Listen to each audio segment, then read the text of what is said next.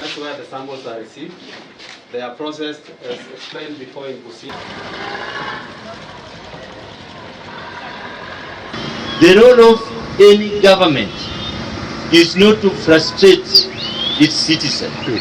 The role of any government is to facilitate the business people, is to facilitate businesses in general, is to create that conducive atmosphere for doing business. Like to hear that the businesses along the border here have been closed. The gates have been closed. That is not fair.